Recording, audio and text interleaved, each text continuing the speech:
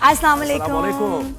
Very good morning to all of you. Welcome to Rise and Shine only on 365 News. अब तो मैं कहती हूँ ज़माना ही न्यूज़ का है, जिस तरह की खबरें आ रही हैं और कुछ क्या हो जाए कुछ मिनटों में घंटों में पता ही नहीं चलता है। जैसे कल इतना झटका लगा, मैं हूँ नादिया खान और ये ज़ोहेब हसन, और हम दोनों को बहुत झटका, सारी दुनिया को झटका लगा जब हमने न्यूज़ पे देखा कि जी ईरान ने कतर पे हमला कर दिया। जो खबर आई उस वक्त, जो नजर आया उस वक्त कि जी कतर पे हमला यानी यूएस की बेसिस पे हमला कर दिया। वो उसमें टाइम लगता है। अब वही बात है कि जैसे ही मतलब जो क्योंकि खबरें आ रही है वो क्या कहते हैं इस तरह की टिकर्स कहते हैं, टिकर्स आ रही हैं, ये वो रुक गए। फिर उसके बाद वो अच्छा नहीं यूएस बेस पे हमला। अच्छा तो थोड़ी देर बाद चीजें रिवील होती हैं, लेकिन ज़ोहेब जान निकल गई थी। कल बिल्कुल ऐसे ही रात में जो सूरत हाल बनी उसमें यही लग रहा था कि अब कोई रोकने वाला नहीं है। हाँ। और अब कोई मीडिएशन भी बीच में नहीं हो सकती है, क्योंकि कतर पर हमला कर दिया था और दीगर जो यूएस बेसिस है इस खत्ते में, मिडिल ईस्ट में, उन सब में अलर्ट जारी कर दिया गया था। और ये बताया जा रहा था क्योंकि मुतज़ाद खबरें भी आती है ना, जब आप वो फिल्टर होने का टाइम नहीं होता। ब्रेकिंग न्यूज के चक्कर में तमाम ही ममालिक में ऐसा लगता है कि जैसे अटैक शुरू हो गया, चैनल्स को भी नहीं पता होता उस वक्त की सूरत हाल क्या है, दे जस्ट स्टार्ट रिपोर्टिंग। तो ये प्रोजेक्टाइल्स फायर किए गए थे और उसमें बहुत ज्यादा तकरीबन 90% से ज्यादा इंटरसेप्ट कर लिए गए। एक वो गिरा वहां पर जो कि इतना ज्यादा प्रिसिशन के साथ वो नहीं हुआ था। खैर, लेकिन उस वक्त ये बन गई थी सूरत हाल के अब देखना ये होगा कि वर्ल्ड पावर्स दीगर जो है वो कहाँ खड़ी होती हैं, क्योंकि यूएस बेसिस पर हमला कर दिया तो यूएस कुछ ही घंटों की बात थी या फिर मिनटों की बात थी कि यूएस रिटेलिएट करेगा और ईरान पर हमला करेगा। और कितना बड़ा वो हमला हो सकता है ये किसी को मालूम नहीं था। तो ये हम देखते देखते सारी सूरत हाल, फिर ज़ाहिर है सुबह को उठना था हमने। अब जब सुबह अर्ली मॉर्निंग उठे तो वो एक खबर आ गई कि डोनाल्ड ट्रंप ने ट्वीट कर दिया और डोनाल्ड ट्रंप ने मुबारकबाद दी, इसराइल और ईरान को मुबारकबाद दी, पूरी दुनिया को मुबारकबाद दी। और बिल्कुल रात को इतनी एस्केलेशन के बाद जो मतलब हमारी जान निकली हुई थी और हमने कहा कि बजे मिडिल ईस्ट इसमें आ गया है, फिर सऊदीया का बयान, फिर और पाकिस्तान का बयान आया, हमारा कतर से इज़हार यकजहती किया। अब मुझे सीरियसली कल लग रहा था अब तो वाकई थर्ड वर्ल्ड वॉर शुरू हो गई है। सऊदी अरब ने कतर पर जब हमला हुआ तो उन्होंने इसको कंडेम किया और उसके बाद तो फिर डायरेक्ट सूरत हाल बन गई थी ना कि जब सऊदी अरब ने कंडेम किया है, लग रहा था कि सऊदी अरब के भी बेसिस पे अगर हमला हो जाता है तो फिर तो मामला बड़े खतरनाक हो जाएंगे। अच्छा, उसके बाद फिर एक और खबर आई थी, आपने पढ़ी, आपने देखी? भारत कराची पे हमला कर रहा है। अच्छा, ये बड़ी गैर मुसद्दिक़ा सी खबर थी और ये तो वो भी साथ में चीज शुरू हो गई। मैंने कहा ये वाकई ही अब तो आउट ऑफ कंट्रोल मामला हो गया है और हर मुल्क इसकी लपेट में आएगा, विच इज आपका जो किसको कहते हैं ना वर्ल्ड वॉर 3 शुरू हो गई है। वो भी जब खबर थी ना सारा, मैं तो पूरा अच्छा एकदम से टेंशन के साथ अलर्ट हो गई और बिल्कुल शिफ्ट हो जाती है एकदम सूरत हाल। एक तरफ आप देखें ट्रंप का ट्वीट भी आया और उन्होंने बयान मीडिया टॉक भी की। उन्होंने कहा कि रिजीम चेंज हम करके रहेंगे अब, और हमने इनके जो न्यूक्लियर इंस्टॉलेशन है उसको तो बिल्कुल खत्म कर दिया, लेकिन हम रुकेंगे नहीं, हम रिजीम चेंज भी करेंगे ईरान में, क्योंकि ईरानी लोग ये डिजर्व करते हैं। लेकिन ये परसों की खबर के बाद आप देखें आज क्या हुआ है कि अब रिजीम चेंज से मुताल्लिक कोई ट्रंप बात ही नहीं कर रहे हैं। तो लग ये रहा है कि रिजीम चेंज पर कंसीड कर लिया है। मुझे भी यही लग रहा है कि ईरान ने अपनी मतलब वो जो है ना कि नो कंडीशंस कि जी आप मुसल्लत नहीं कर सकते कि ये होगा, no you can't tell us what to do. उसकी वजह से टाइम भी लगा है और लेकिन फिर भी उनको समझ आया कि भी नुकसान तो बहुत ज्यादा यूएस का भी होना है, इजराइल का भी होना है, दुनिया का होना है। तो और इजरायली मीडिया से भी ये खबरें आ रही थी कि इजराइल भी तैयार है कि सीज फायर हो जाए और ये जंग रुकनी चाहिए, क्योंकि इजराइल का बहुत ज़्यादा डैमेज हो रहा था, तो वहाँ का मीडिया भी रिपोर्ट कर रहा था। इसके साथ साथ ईरानी ओहदेदार की तरफ से भी ये खबर आई कि वो भी तैयार है। अभी जो ईरानी वज़ीर ख़ारजा का जो बयान आया है वो अगर उसको आप देखें और बिटवीन द लाइन्स उसमें मैसेज क्या है, क्योंकि लोग ये कह रहे हैं कि उस बयान से लग ऐसा रहा है कि ईरान ने इसको एक्सेप्ट नहीं किया और वो कह रहे हैं कि कोई मुआहदा हो तब तक। लेकिन देखिए इसमें जो अभी हम अगर वो ट्वीट दिखाएं और या उनका बयान दिखाएं तो उसमें उन्होंने कहा कि अगर इसराइल हमला नहीं करता है तो फिर ईरान हमला नहीं करेगा। अब ये किसने कहा है? ये उनके वजीर खारजा कह रहे हैं, ईरान के वजीर खारजा। अच्छा, इससे ये वाज़ेह सूरत हाल लग रही है कि ईरान भी सीज फायर के लिए तैयार दिखाई देता है, क्योंकि देखिए जहां तक एस्केलेशन पहुंच गई थी, अब यहां पर ऐसा कोई सूरत हाल नहीं थी कि अगर इसराइल हमला करेगा तो फिर हम रिटेलिएट करेंगे, अगर हमला करें, ये नहीं था। अब ईरान ये कह रहा था कि आपने हमला कर दिया है तो अब हम इस जंग को हम खत्म करेंगे। बड़े ग्रेसफुली, बड़े ऑनर के साथ ईरान ने मुकाबला किया, इस हद तक कि कल जब उन्होंने यूएस बेस को निशाना बनाया तो यूएस को इन्फॉर्म किया हुआ था, बिल्कुल कतर को इन्फॉर्म किया, उन्होंने कहा कि हमारे बरादर मुल्क को हम बता रहे हैं कि बिल्कुल कतर को भी इन्फॉर्म किया था कि जी हम रेजिडेंशियल एरिया पे आपके बिल्कुल जो है उसको टारगेट नहीं कर रहे। तो बड़ी ग्रेस के साथ ये सब कुछ हुआ, लेकिन as of now they have not confirmed the ceasefire. अभी तक उन्होंने, जब ईरान ने कंफर्म नहीं किया, लेकिन ट्रंप ने अपने कॉन्फिडेंस के साथ अपना पूरा स्टेटस दे दिया एज इफ साइन हो गया। Congratulations to everyone. It has been fully agreed by and between Israel and Iran that there will be a complete and total ceasefire 6 hours from now. यानी अच्छा वो ये कह रहा है क्यों नहीं के मान रहा अभी इस बात को? जी ठीक है ना, नहीं ईरान मान रहा है. मैं आपको ये बता रहा हूँ कि इसमें जो उनका मैसेजिंग है ना ईरानी वजीर खारजा की, वो जरा कीनली थोड़ा सा उसको ऑब्जर्व करें तो उसमें लग रहा है कि ईरान भी मान रहा है ये बात. मैं आपको ये बता रहा था कि जो मामला जहां तक पहुंच गए थे तो यहां रिटेलिएशन वाली बात नहीं चल रही थी कि इसराइल अगर हमला करेगा तो हम करेंगे, अगर नहीं करेगा तो हम नहीं करेंगे. यहां कैफियत ये नहीं थी जंग की. तो क्लियर नहीं है, तो ये चीज एक क्लियर नहीं है. क्लैरिटी से अगर आप इसको क्लियर नहीं है समझने की कोशिश करें कि इसके पीछे खबर क्या है तो आपको नजर आएगा कि ईरान भी तैयार है कि अब सीज़फायर होना चाहिए. क्यों ना हो, हर कोई पीस चाहता है, हर एक का नुकसान है, लेकिन ये कि इतनी सॉलिड स्टेटमेंट दे देना कि जी सीज़फायर हो गया, मैंने करा दिया है, सब खत्म हो गया है, इतना कंफर्म मैसेज ये देखिए अब्बास इराक़ची का आ गया है. As Iran has repeatedly made clear, Israel launched war on Iran, not the other way round. As of now, there is no agreement on any ceasefire or cessation of the army operations. However, provided that the Israel regime stops its illegal aggression against the Iranian people no later than 4 AM. देखिए आप अब ईरानी time के मुताबिक वो कह रहे हैं कि 4 बजे तक अगर इसराइल की तरफ से कोई अटैक नहीं होता तो ईरान भी फिर अटैक नहीं करेगा. तो 4 बजे तक तो कोई अटैक फिर नहीं हुआ है इसराइल की तरफ से. तो ऐसा लग रहा है कि ये the final decision on the cessation of the our army operations will be made later. यानी वो ये कह रहे हैं कि हम हतमी फैसला करेंगे, लेकिन वो भी किसी हद तक तैयार है. और ये भी माने कि इसराइल ने ये जंग शुरू की थी, ईरान ने अपना सिर्फ दिफा किया है, तो इसको भी मानना जरूरी है. जो वो वेस्ट में इंप्रेशन देते हैं कि जी अपना इजराइल दिफा कर रहा है, किससे दिफा कर रहा है, वो तो अटैकर है. तो इसलिए अच्छा, दो चीजें नादिया इसमें हमें मद्देनजर रखती हैं. एक तो ये कि क्लेम जो किया जा रहा था यूएस की तरफ से कि हमें रिजीम चेंज करना है, रिजीम चेंज नहीं हुआ है. ठीक है, एक चीज क्लियर हो गई कि रिजीम चेंज नहीं हुआ है और यूएस प्रेसिडेंट इससे पीछे हट चुके हैं. Correct. बिल्कुल ऐसा. दूसरी चीज यह है कि यूएस प्रेसिडेंट ने कहा था कि हमने इनके न्यूक्लियर इंस्टॉलेशंस को खत्म कर दिया, कंप्लीटली डिमोलिश कर दिया, डिस्ट्रॉय कर दिया हमने. ये उनका क्लेम जो है इसकी अभी आना बाकी है कि क्या ये कर पाए नहीं, क्योंकि न्यूट्रल ऑब्जर्वर्स ये कह रहे हैं कि ईरान ने शिफ्ट कर दिया था अपना जो भी उनके असासे थे. तो वो भी नहीं है, उनको पता है जब सालों से 3-4 डेकेड से जब वो तैयारी कर रहे हैं तो उनको नहीं पता है कि हमने क्या करना है. एनीवे हम अपने एक्सपर्ट से बात करते हैं. जी, तो हमें ज्वाइन किया है साबिक एम्बेसडर शाहिद कियानी साहब ने. शाहिद साहब बहुत शुक्रिया, आपने वक्त दिया. ये सीज़फायर का ऐलान डोनाल्ड ट्रंप ने कर दिया, मुबारकबाद भी दोनों को दे दी है. पहला सवाल यही हमारे जहनों में है कि ईरान और इसराइल दोनों अग्री करते हैं इस बात पर. आप ये समझ रहे हैं कि वो भी ये चाहते थे कि अब सीज़फायर होनी चाहिए?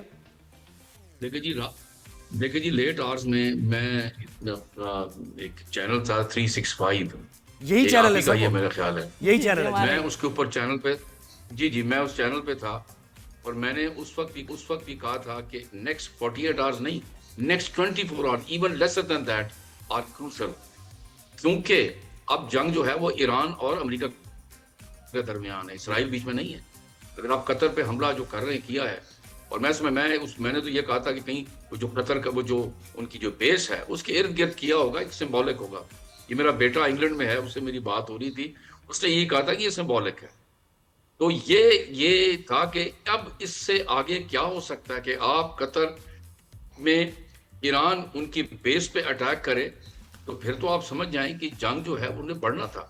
तो ये एक सिंबॉलिक था. अभी मैं देख रहा था बीबीसी वो बता रहे थे कि ये अजीब व गरीब जंग है जी, कि अब अपना अमेरिका ने ईरान को बता दिया पहले ही कि जी हम आप पे हमला करने लगे हैं उनके न्यूक्लियर इंस्टॉलेशन पे. और ईरान ने बताया अमेरिका को जी हम आपकी बेस पे अटैक करने लगे हैं. मतलब आप प्रिकॉशन ले लें. तो ये अजीब व गरीब जंग थी.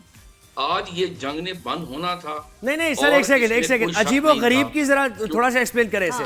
ये आप किस तरफ इशारा कर रहे हैं? तो मुझे भी अजीब था वैसे. सही बात है कि इतना पता कि जंगों में कहां धमाके होते हैं, ऐसे अटैक्स मैंने तो नहीं देखे कि पूरा इन्फॉर्म किया जा रहा है, बताया जा रहा है, फिर उसके बाद यानी आप ये यानी क्या आप कहना चाह रहे हैं इसमें कि क्या हो सकता है? मैं ये कहना ये चाह रहा हूं जी कि आप कभी दुश्मन को फोरवार्न करते हैं कि जी मैं आप पे अटैक करने लगे? एग्जैक्टली, कभी भी नहीं होता. ये कभी होता ही नहीं है. ये और ये किस केस में होता है? क्या ये सिंबॉलिक था कि जी क्योंकि अब इससे आगे जंग बढ़ नहीं सकती थी. अगर वहां से कोई अमेरिकन नेशनल मर जाता, इसमें वहां बेस उन्होंने सब हटा दिए थे पहले बेस में जो थे फौजी, अगर मर जाता तो आपका ख्याल है कि ईरान को छोड़ देता अमेरिका? फिर तो और पड़ जाना था. और अब पता है कि امریکہ کی تو بہت ساری بیسز ہیں گلف کے اندر. تو ایک تو پھر یہ بات وہاں تک نہیں رہنی تھی, یہ تو بات بڑھ جانی تھی. اور پھر ریجن کے اندر ہمارا نیبر ہے کیا نام ایران, اس وقت تو مسئلہ اتنا بڑا سیریس ہو جانا تھا, گلف جو ملک جو تھے وہ ان ڈینجر ہو جانے تھے, ترکی ساتھ ہے آگے پیچھے, یہاں تو بہت بڑا مسئلہ. تو اس لیے مجھے کوئی حیرانگی نہیں ہے کہ یہ جنگ بند ہو گئی, کیونکہ اس سے آگے اب جا نہیں سکتے تھے. سر آپ کو کیا لگتا ہے کہ امریکہ کے اوپر کن ممالک کا بڑا پریشر تھا؟ میں کہتا ہوں سب سے پہلے اسرائیل کا تھا. میں آپ کو بتاتا ہوں اس کی بیک گراؤنڈ. اب آپ نوٹ کریں کہ جب کینیڈا کے اندر G7 ہو رہی تھی تو دوسرے دن ہی پریزیڈنٹ ٹرمپ وہاں سے واپس آ گئے. کیا وجہ تھی؟ کیونکہ ولنریبلٹی جو تھی اسرائیل کو مار پڑ رہی تھی, اور انہوں نے واپس آنا تھا جنگ بند کرنے کے لیے. انہوں نے تو اسٹور ڈال دیا کہ ہمیں بچاؤ, اور کیا وجہ ہو سکتی ہے. وہ وہاں واپس آئے, اور اس کے بعد آپ دیکھیں کہ انہوں نے ان پر حملہ کیا. یہ سارا کا سارا پش تھا اسرائیل کا. پہلی چیز. دوسرا بتاؤں آپ کو کہ چین اور روس یہ بڑے امپورٹنٹ ملک ہیں, حالانکہ ان کی آج تک بنتی نہیں امریکہ سے, لیکن بہائنڈ دا سین ڈپلومیسی میں یہی ہوتا ہے. یہ دو ملک جو ہیں ان کے لیے بھی خطرہ تھا, اس لیے کہ یہ ایران ان کے ریجن میں ہے, امریکہ تو 10,000 میل دور بیٹھا ہوا ہے. تو یہ ریجن کو ڈیسٹیبلائز کرنا. سر لیکن مجھے یہ بتائیں کہ اگر یہ سیز فائر ہو جاتا ہے, ٹھیک ہے, دونوں اگری کرتے ہیں, ٹیک اویز یعنی کیا ہے؟ یو ایس نے کیا اچیو کر لیا, ایران نے کیا اچیو کر لیا, کیا ایران نے کھویا, کیا یو ایس نے کھویا, کچھ پتا چلا کون جیتا اور اسرائیل نے بھی کیا کھویا, کس کا اپر ہینڈ رہا؟ تو میں بتاتا ہوں آپ کو جی. سب سے پہلے تو امریکہ نے یہ شو کیا جی کہ وہ ایک پیس میکر ہے, جنگ بند کرا دیتا ہے. کیا میتھڈالوجی یوز کرتا ہے؟ وہ بڑی سٹرینج جیسی میتھڈالوجی کہ خود پہلے اٹیک کرتا ہے, جنگ بند کراتا ہے. ایران نے اپنا شو کیا کہ بھئی ایران اسرائیل کو یہ سبق سکھایا کہ بھئی آپ ہم پہ اٹیک کرتے ہیں, سمجھتے ہیں کہ ہم گئے گزرے ہیں.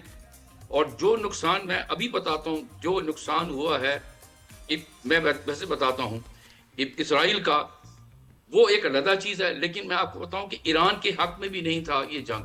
اس کی وجہ سنیں, انہوں نے ان کے سائنٹسٹ اور ان کے جو ملٹری کے کمانڈرز تھے ان کو 1 by 1 ختم کیا.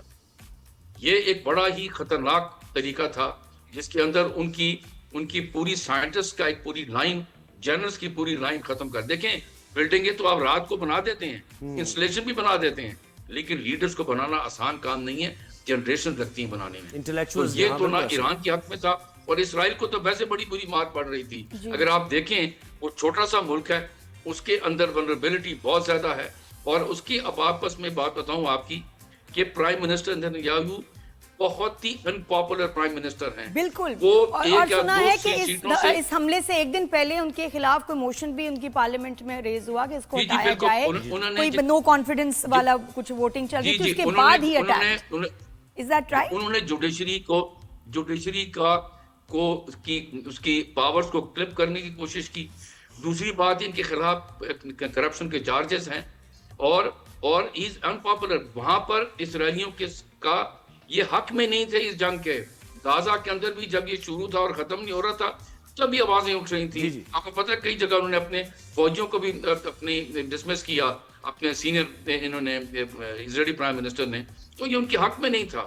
اچھا سر, مجھے ایران کی طرف کا بتائیے نا کہ مجھے یہ بتائیے کہ ایران میں دو مقاصد یو ایس کے نظر آ رہے تھے اسرائیل کے. ایک تو ہمیں وہ کہتے ہیں رجیم چینج کرنا ہے, اپنا بندہ یہاں پر بٹھانا ہے, جیسے اس مڈل ایسٹ میں انہوں نے بٹھائے ہوئے ہیں.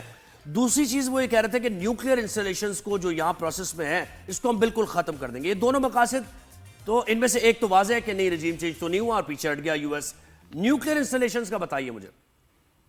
میں سمجھتا ہوں جی کہ کیونکہ عرصہ دراز سے یہ تھریٹن تھے یہ ان کی نیوکلیئر انسٹالیشنز. اور آپ کو ایک اور بات بھی بتاؤں کہ جو IAEA کے چیئرمین ہیں انٹرنیشنل اٹامک ایجنسی کے, وہ اپنے انسپیکٹرز وقتاً بھیجتے رہے ہیں, اور وہ یہ کنفرم کرتے تھے کہ یہ جی جو انہوں نے یورینیم کو انرچ کیا ہے یہ نیوکلیئر بام بنانے کے قریب نہیں ہے. یہ میں بتا دوں, کنفرم کرتے تھے. ٹھیک ہے. لیکن at the same time Iran نے اپنا حفاظتی جو بھی جتنی انریچمنٹ کر لی تھی وہ انہوں نے وہاں سے ان انسٹالیشن سے ہٹا کر کہیں اور لے گئے. اتنے تو گئے گزرے نہیں ہیں نا وہ لوگ ایرانی, جن کو پتا تھا. اور ویپنز ان کے پاس بہت کمال ہیں. ہاں, to 4-1 and to 4 ہم کسی اور جگہ وہ لے گئے تھے. اور میں سمجھتا ہوں کہ امریکہ کو بھی یہ پتا تھا. क्योंकि इसराइल इनको मार चुका था पहले इन इंस्टॉलेशंस को। ये सिंबॉलिक थी। अब ये क्या है, अब बिहाइंड द सीन्स डिप्लोमेसी काम करती है, ये मैं बता दूं। अभी देखें जो जिनीवा के अंदर जो टॉक्स हुई थी, जो फिर खत्म हो गई, 3 घंटे की थी, फिर आप देखें कि ईरान के वजीर खारजा रूस गए और प्रेसिडेंट पुतिन को मिले, ये नहीं मिले किसी और को। तो ये मैसेजेस से जो दिए जा रहे थे कि अब दोनों ने टिट फॉर टैट अपनी पावर दिखा दी। अब मैं बता दूं, इसराइल को पता लग गया है कि वो अब ईरान के साथ पंगा नहीं ले सकता। सर एक और चीज जो बड़ी जबरदस्त इसमें एक्सपोज हुई है, रिवील हुई है, क्लियर हुई है, ईरान को सबक मिला है ये कि उनका सबसे बड़ा दुश्मन भारत है, इंडिया, जो वहां से इजरायली जो सारा इन्फिल्ट्रेशन, जो सारा कुछ इनके साथ ट्रेड कर रहे थे इंडिया के साथ। मैं आपसे इत्तेफाक इसलिए नहीं करता। जी जी, कल ईरान के सदर ने 45 मिनट प्राइम मिनिस्टर मोदी के साथ फोन पे बात की है। बिल्कुल, वो तो उनके टाइज हैं, ऐसा ही है। In spite of the spice, in spite के चीज उनके स्पाइस पकड़े हैं। सुने ना मेरी बात सुन लेना। जी जी जी, ये जरा थोड़ा बहुत अर्ली है ये कहना कि कौन उसका दुश्मन है। मैं आपको बता दूं, आपको हम इनके साथ खड़े हुए हैं, इनके पार्लियामेंट भी हमारे उसमें नारे लगे हैं, लेकिन ये जो कौमों की नेशनल इंटरेस्ट होती है ना, उसके अंदर जोश वोश नहीं काम करता। सही उसके अंदर वो देखते हैं लार्जर इंटरेस्ट में उनका क्या है।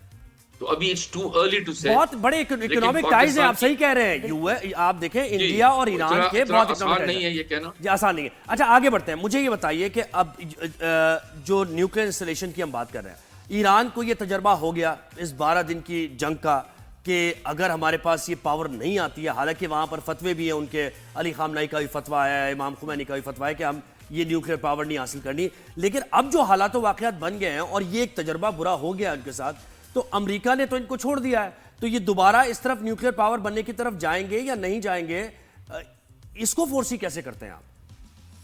देखिए जी, अगर वो रीजन में इर्द गिर्द देखें कि पाकिस्तान और हिंदुस्तान के पास न्यूक्लियर वेपन्स हैं और एक बहुत बड़ा डिटेरेंट है, तो फिर ये आपकी बात में काफ़ी वजन होगा कि there is a possibility. Iran तो पहले देखेगा, क्योंकि वो तो अपनी जो मटीरियल था वो तो ले गया किसी जगह छुपा दिए। अगर वो देखेगा कि क्या इससे डिटेरेंट है मेरा, अगर मैं ये न्यूक्लियर वेपन मैं अगर बना लेता हूँ, तो क्या फिर मुझ पर, क्यों सबसे बड़ा दुश्मन तो उसका इसराइल है, बाकी तो मुल्क जो है वो छोटे छोटे मुल्क, उनकी तो कोई वैल्यू नहीं है। तो अगर वो बना लेता है तो फिर तो वो बनाएगा अगर उसको समझा डिटेरेंट है।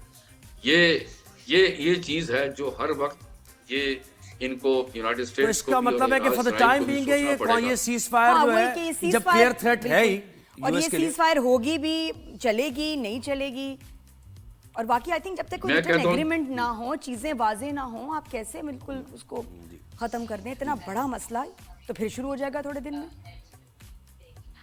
या मुझसे पूछ रहे हैं? जी जी बिल्कुल बिल्कुल, आपसे ही पूछ रहे हैं कि ये तो फिर एक क्लियर थ्रेट तो यूएस के लिए है ही ना, मुसलसल थ्रेट है ये। मैं आपको बताऊं, ये वो सीज फायर नहीं है जिसके अंदर लिखत पढ़त होगी जी जी कि जी आप दस्तखत करें, वो आप दस्तखत करें, नहीं। पब्लिक प्रोनाउंसमेंट जो होती हैं, पब्लिक प्रोनाउंसमेंट, अब जिस तरह पाकिस्तान इंडिया का सीज फायर हुआ था, कि आप दस्तखत हुए थे किसी जगह? नहीं। यहाँ पर पब्लिक प्रोनाउंसमेंट होगी। अभी ईरान ने ये कहा है कि हम देख रहे हैं भाई, अगर ये इसराइल अपनी ये बंद कर अटैक करना, अभी बंद कर देंगे और सीज फायर हो जाएगा। ये सीज फायर का सबसे बड़ा गारंटर कौन होगा? अमेरिका, कोई और नहीं। और उसके लिए ये होगा, बड़ा जरूरी है कि अब ईरान कुछ दिनों बाद या कुछ हफ्ते बाद अपनी टेबल पर उनके साथ बातचीत करेगा, बैठकर अमेरिका के साथ, वो जो न्यूक्लियर वो जो एग्रीमेंट थी उसके ऊपर, उस पर अगर वो हो जाती है, मैं समझता हूँ पेश हो जाती है, उस पेश में बड़ा वक्त लगेगा, इसलिए कि ईरान गारंटी चाहेगा अमेरिका से, हाँ जी मैं दस्तखत करता हूँ, मैं न्यूक्लियर वेपन नहीं बनाऊंगा, प्रोवाइडेड आप। एग्जैक्टली, तो मसला जो है वो अभी जू का तू है, लेकिन एक चीज पे बहुत शुक्रिया आप साबिक एम्बेसडर, शायद हमारे साथ है ना। प्रॉब्लम तो वहीं का वहां मौजूद है, क्योंकि जिस इशू को लेकर यूएस ने सारा किया हमला और इतना नुकसान किया, मिडिल ईस्ट में एक जंग की सूरत बन गई, वो अभी तक मौजूद है, एज इट इज है। बिल्कुल, और ये जब सीज फायर का अनाउंसमेंट होती है, वो जो कुछ घंटे और मिनट होते हैं उसमें भी बड़ा डैमेज होता है। जब पाकिस्तान भारत का सीज फायर की बात हो रही थी, तब भारत ने रिमेंबर बिल्कुल आखिरी लम्हात में ہم پہ ہماری ایئر بیس کو نشانہ بنایا تھا کہ جب سیز فائر کی بات ہو رہی ہوتی ہے تو اس لیے ابھی 1-1 منٹ کی جو ہے نا خبر از ویری امپورٹنٹ کہ سیز فائر ہونے تک بھی کتنا ڈیمیج ہوتا ہے. معاشی صورتحال کی بریک سے آ کے بات ہم کریں گے کہ اس کا کیا اثرات پڑے ہیں. ایک بریک کے بعد رائز اینڈ شائن میں واپس آئیے جلدی سے.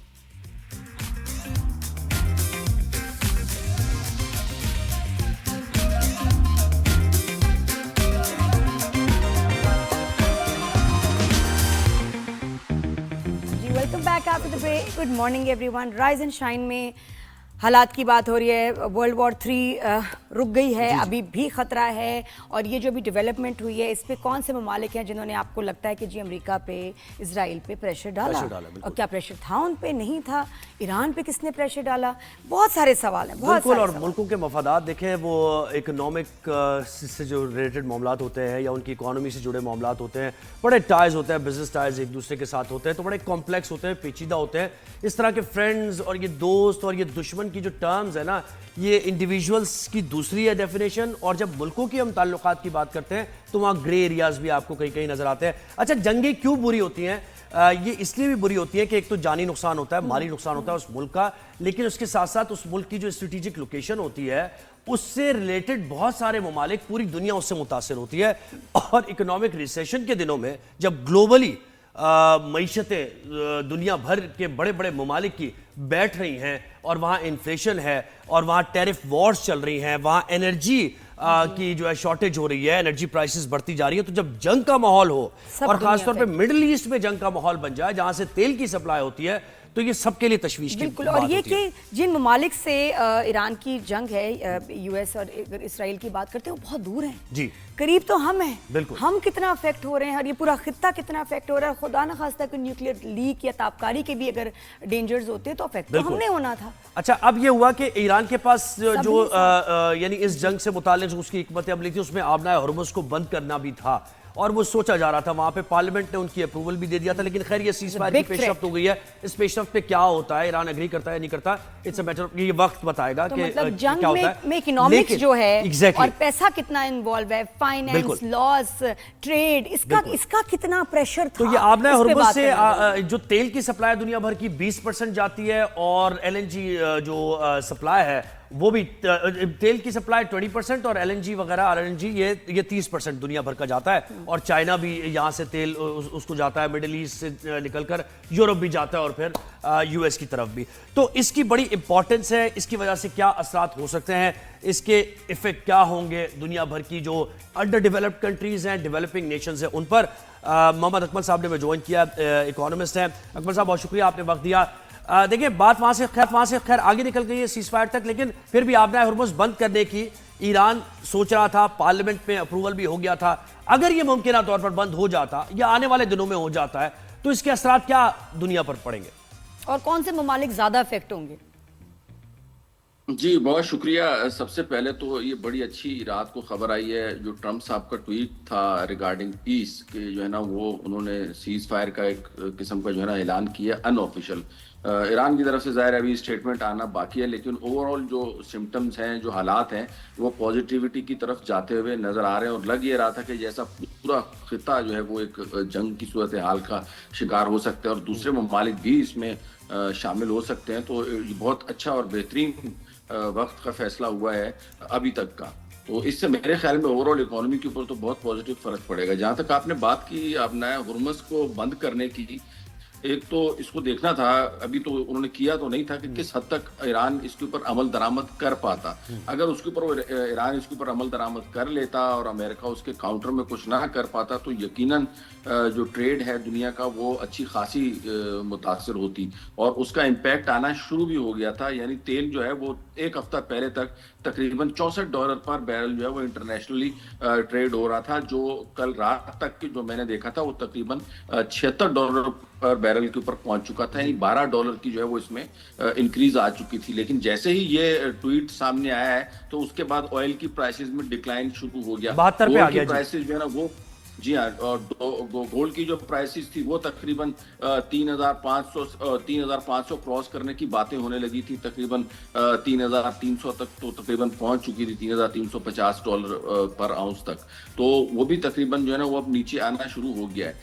इससे ज्यादा अब नया हुर्मुज़ का अगर मैं बात करूं तो उससे जो इम्पैक्ट ज्यादा होना था वो इंडिया को होना था और चाइना को होना था, क्योंकि ज्यादातर जो ऑयल या LNG वगैरह है इस रास्ते से जो अरब ममालिक हैं वो एक्सपोर्ट करते हैं ऑयल चाइना को या इंडिया को। तो इन्होंने ज्यादा मुतासिर होना था। दो कि अमेरिका और यूरोप की तरफ भी सप्लाई जाती है, लेकिन उसका बहरहाल इतना हिस्सा ज्यादा नहीं है। लेकिन इससे अरब ममालिक ने मुतासिर होना था और चाइना वगैरह ने मुतासिर होना था। इसी वजह से आप देखें कि कल जो है इस पार्लियामेंट ने जब ईरान की अप्रूवल दी तो उसके बाद ट्रंप ने भी जो है ना चाइना के ऊपर जोर दिया कि आप जो है ना वो ईरान को समझाएं कि इस रास्ते को बंद ना करें, क्योंकि इसका ज्यादा नुकसान जो है वो चाइना को है। और मेरे ख्याल में बिहाइंड द सीन जो डिप्लोमेसी हुई है उसमें चाइना ने और रशिया ने अपना बड़ा बिल्कुल लग रहा है प्ले किया है।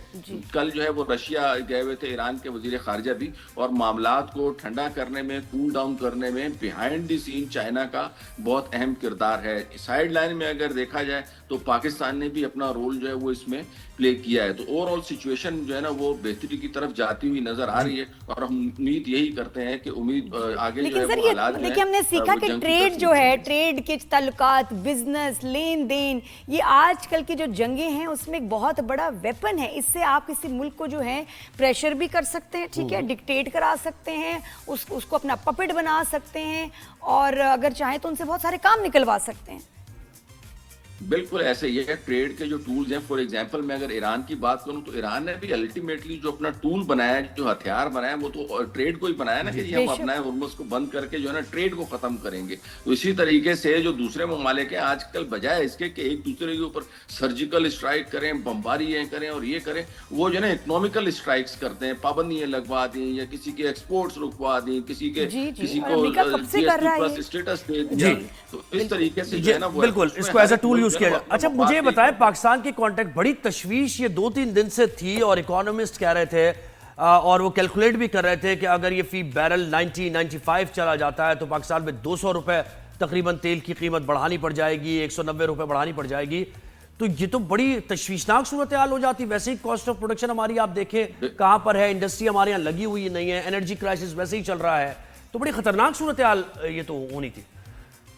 पाकिस्तान के लिए बहुत रहम किया है, इसमें कोई शक नहीं है कि अभी भी $64 के ऊपर जो प्राइस थी और अभी आप याद रखें 22 रुपए की जो पेट्रोलियम लेवी हुकूमत ने आयद की है और 2.5 रुपए का जो कार्बन टैक्स है, यानी ये 25 रुपए के लगभग तो इजाफा होना ही होना है ना 1 जुलाई से, अगर ये सेम ही रहती है अमाउंट, अब बजट अप्रूव हो जाता है तो। और उसके बाद ये जो 10 रुपए का तकरीबन $10 का जो इम्पैक्ट अभी तक आया हुआ है, यानी अभी नीचे नहीं आई है प्राइस, तो इसकी वजह से भी यानी अगर हालात इधर स्टेटस को भी हो जाता है तो भी 30 से 35 रुपए का इजाफा तो मुतवक्के है ही है अगर यहाँ रहते, अनटिल अनलेस के प्राइसेस जो हैं वो वापस $64-65 पर बैरल के ऊपर नहीं आती। अगर यहाँ पे आ जाती है तो पेट्रोलियम में 25 रुपए का इजाफा होना है। लेकिन हमें तो फायदा नहीं होना ना सर, हमें तो 60 पे भी फायदा नहीं था, हमें तो 60 पे भी पेट्रोलियम लेवी देनी पड़ी थी ना। अच्छा सर एक सवाल आपसे पूछूं कि आप ये अब इस सीज फायर के बाद जा सकती थी, बिल्कुल। अच्छा सर ये अब सीज फायर के बाद डोंट यू थिंक कि अब ईरान को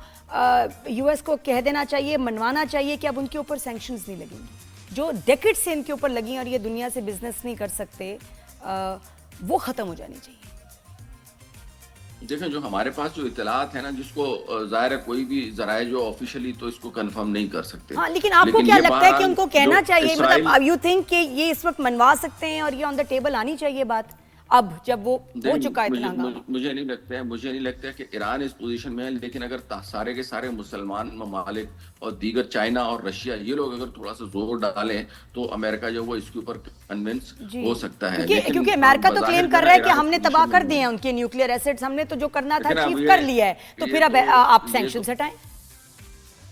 دیکھیں جس کی لاٹھی اس کی بھینس والی بات ہے. امریکہ کے پاس کوئی حق نہیں تھا کہ وہ آ کے جو ہے وہ ان کے اوپر جو ہے خود مختاری کے اوپر حملہ کرتا. نہ اس نے یونائٹڈ نیشن سے اپروول لی, نہ اس نے کوئی ایویڈنس دکھائی ہے کہ جی یہ یہاں پہ انہوں نے بس ایک ایزیوم کر لیا کہ جی یہاں پہ جو ہے نا وہ ایٹمی تابکاری اور یہ ایران ایٹم بم بنانے جا رہا تھا, تو ہم نے اس لیے ان کی 3 سائٹس کو تباہ کر کے اس کو کر دیا زیرو. تو اصولاً تو ان کو کرنا چاہیے, لیکن اس کے اوپر عمل درآمد اگر سینکشنز لگاتے لگی رہیں گی, اس کا مطلب کہ انہوں نے تباہی نہیں کیا. موجود ہے ہمارے ساتھ, تو انٹرنیشنل تو حالات ہمارے انکنٹرولبل ہیں, ٹھیک ہے, لیکن یہ بجٹ جو اپروو ہوا ہے اس کی کچھ بات کر لیں. کچھ آپ کو ڈیٹیلز ظاہر ہے مزید موصول ہوئی ہوں گی, قابل عمل کوئی چیز پریکٹیکلٹی نظر آئی آپ کو, عوام کچھ نمبرز میں چینجز بھی آئے, اس کے بارے میں آپ کی آبزرویشن کیا ہے؟ دیکھیں ابھی تک جو اعلان ہوا ہے نا اس میں یہ ہے کہ تقریباً جو سولر پلیٹ پینلز کے اوپر جو 18% سیلز ٹیکس اناؤنس کیا گیا تھا وہ 12 پہ آ گیا, اس کو 10% کیا گیا ہے. تو اس کے بعد ٹیکس ریفارمز کی جو کمیٹی ہے انہوں نے جو اصلاحات دی ہیں اس میں جو بزنس مین کو اریسٹ کرنے کی جو ہے وہ پاورز دی گئی تھی اسسٹنٹ کمشنر کو, ACIT کو, تو وہ میرے خیال میں واپس لے لی گئی ہیں, اور اس میں جو ہے کافی حد تک تبدیلی لائی گئی ہے. باقی ٹیکس سلیبس کی جہاں تک بات ہے وہ وہی رہے ہیں, اور اس کے علاوہ کوئی خاص اور جو نان فائلر کے اوپر سختیاں تھیں ان کے اوپر جو بارز تھیں وہ وہی رہیں گی. ابھی تک کی اطلاعات کے مطابق, کیونکہ ابھی پروسیس میں ہیں چیزیں, تو ابھی تک کی جو اطلاعات ہیں وہ ہے کہ نان فائلر کے حوالے سے تو وہی چیزیں جو میجر یہ جو 2 ڈیولپمنٹس تھی وہ میں نے آپ کو بتا دی ہیں کہ ایک تو جو اریسٹ والا ہے وہ یہ لوگ واپس لے لیں گے, اور دوسرا یہ جو سیلز ٹیکس ہے سولر پینلز کے اوپر یہ جو ہے وہ 10% کر دیں گے. تھینک یو سو مچ سر, بہت شکریہ ٹائم دینے کا. یہاں بریک کے بعد واپس آئیں گے, اسٹے ود اس, کہیں اور سوئچ نہیں کرنا. Keep watching rise and shine. Good morning Zohaib, کیسے ہو؟ ارے واہ کیا بات ہے.